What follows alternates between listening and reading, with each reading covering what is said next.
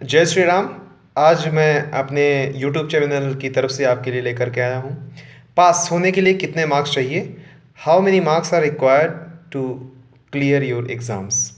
तो मित्रों, मैं आपको बता दूँ कि एग्ज़ाम पास करने के लिए कम से कम कितने मार्क्स चाहिए और किस किस फैकल्टी मतलब किस किस सब्जेक्ट में या किस किस टाइप की स्टडी होती है और किस किस हर टाइप की स्टडी में अलग अलग तरह के पासिंग मार्क्स होते हैं। लाइक एमबीए में अलग होता है, इंजीनियरिंग में अलग होता है, बीकॉम में अलग, बीकॉम बीए का अलग, बीएससी का अलग होता है। तो आप ध्यानपूर्वक सुनिए, लेकिन उसके पहले आप मेरे चैनल को सब्सक्राइब कर लीजिए। अगर आप सब्सक्राइब कर लेंगे तो मैं जो स्टडी ट्रिक्स बताता हूँ वो आपको मिल जाएगा और आप इसके ज़रिए आप अपनी पढ़ाई को, अपने जीवन को एकदम आसान बना लेंगे मित्रों।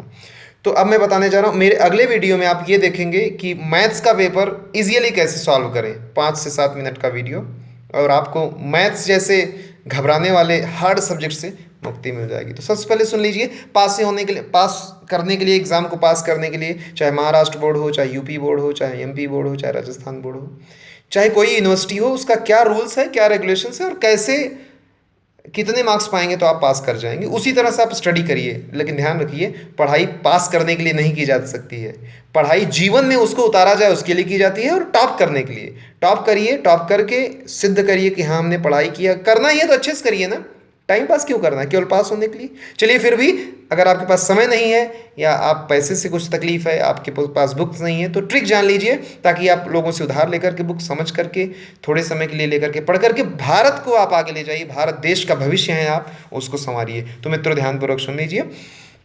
आजकल के लगभग सभी एग्जाम में दो तरह के प्रश्न पत्र होते हैं। एक जो एक्सटर्नल होता है, थियरी होती है, जो यूनिवर्सिटी लेती है, पेपर लिखना पड़ता है, एक वो हो गया। और एक जो होता है प्रैक्टिकल होता है, जो जिसको असाइनमेंट कहते हैं हम लोग, प्रैक्टिकल कहते हैं या इंटरनल मार्क्स कहते हैं कॉलेज की तरफ से। जनरली ये 80-20 का फार्मूला होता है। 80% का एग्ज़ाम होता है, 100 में से अगर है तो 80% मार्क जो है आउटर एग्ज़ाम से मिलेगा, थियरी से, और 20% जो है आपके प्रैक्टिकल से मिलेगा, इंटरनल से मिलेगा, या कोई असेसमेंट रहेगा या कोई इंटरनल असाइनमेंट रहेगा उससे मिलेगा। तो ध्यान रखिए मित्रों, दोनों का अलग अलग फार्मूला होता है। थियरी में भी आपको 35% लाना है, प्रैक्टिकल में भी। तो आप समझ लीजिए, अगर 80% है तो 80% का 35% क्या होता है वो कैलकुलेट कर लीजिए।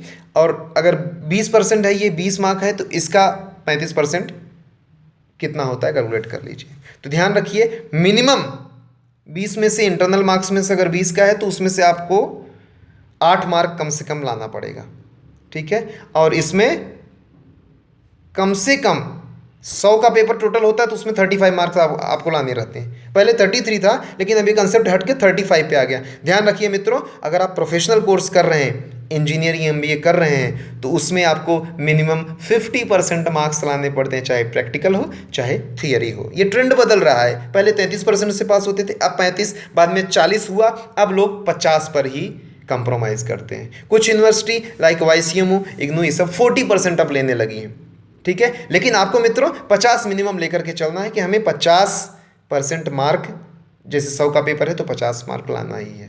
किसमें? थियरी में अलग से 50% और प्रैक्टिकल में अलग से। अगर यही टारगेट लेकर चलेंगे ना तो आप सफल हो जाएंगे।